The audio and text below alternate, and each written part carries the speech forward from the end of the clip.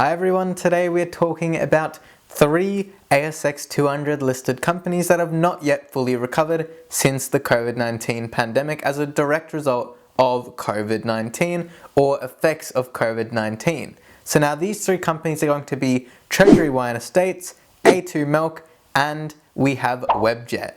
So starting it off, let's talk about Treasury Wine Estates. Listed with the ticker code TWE, in the 2020 interim results report, Treasury Wine Estates had revenues of $1.53 billion and it traded for around $17.70 before the price crashed after the report was released. Now that was the first and largest fall this had. However, there was also somewhat of a crash later in August when China placed a tariff on wine imports. But then comparatively in the 2021 interim reports, Treasury Wine Estates had revenues of $1.41 billion and traded for around $9.32. That means that when revenues fell by just under 8%, the stock price fell by a whopping 47.34%. Now this could indicate that potentially this crash was more of a market overreaction. However, I understand why it occurred and I understand why it happened really, because at the end of the day I think it was more the fact that people were fearful. You know, it was all based on China's tariffs, and of course it's very hard to know when things like that are going to fix themselves. The PE ratio for Treasury Wine Estates is at 50.4, which is extremely high, don't get me wrong, but do note that the entire industry's PE ratio is also quite high at 47.6.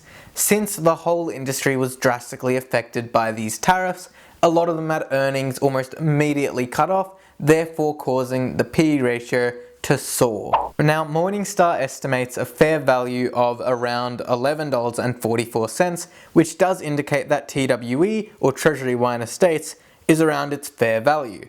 Once again, very hard to judge the value of a company such like this due to the trade tariffs. So now my thoughts on Treasury Wine Estates is that it's by no means a bad company. I don't think that at all this is a poorly run company or anything like that. I think it more is the external factors which is really stopping it from doing its normal operating activities. And I think because of that, it's just hard to determine whether it's worth investing in. And I think besides the fact that it is a great company, it's just a bit unpredictable, and that's why investors are choosing not to invest. I have not invested in Treasury Wine Estates, and that way I can't give you a full opinion on whether you should buy or not. It's completely up to you. So next up we have A2 Milk.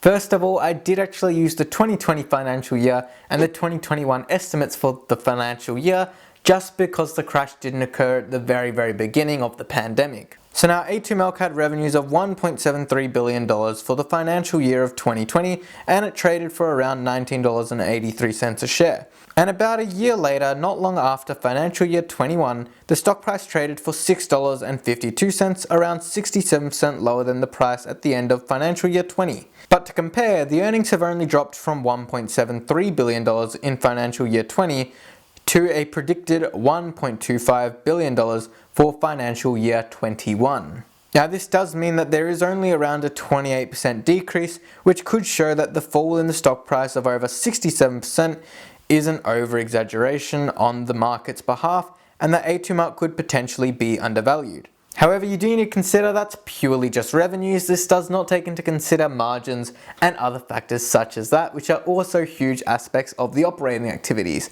Just because revenues have remained constant, it doesn't necessarily mean that they're still raking in the same profits. Really, at the same time, we've seen huge losses in terms of margins too. So now A2 Milk's P ratio is slightly on the higher side at 17.6. However, compared to the Australian food average, this is 21.1.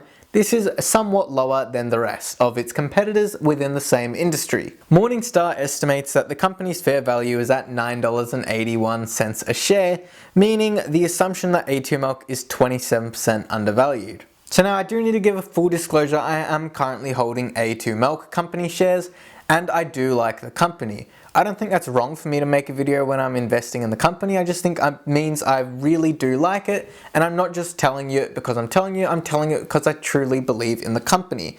It's something I think can truly make a comeback. I think that based on some previous things that have happened, their relationship with China will strengthen. I've made a video about that, which I'll put up there or there.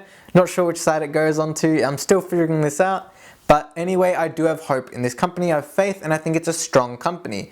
Don't get me wrong, there's still definitely risk involved. Just like Treasury Wine Estates, this strongly relies on the relationships with China. So because of that, there definitely still is some risk involved, but I do like the company all in all. And finally, we have Webjet, which quite annoyingly released their financial year 2021 results in March.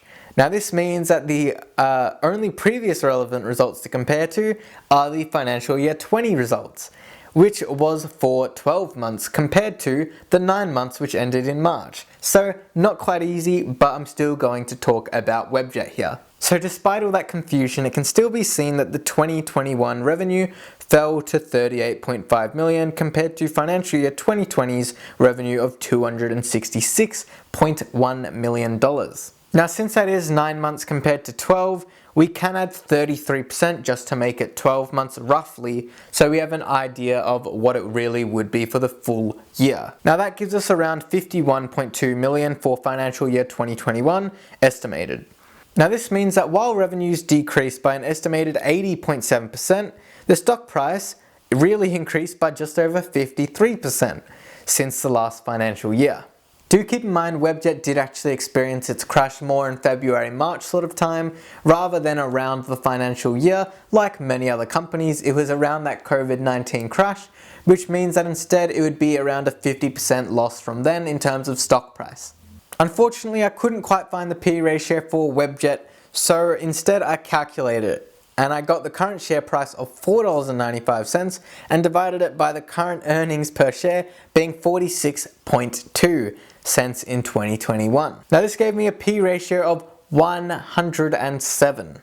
Now Morningstar actually estimates that the fair value for Webjet is at $6.05, implying that Webjet is 13% undervalued.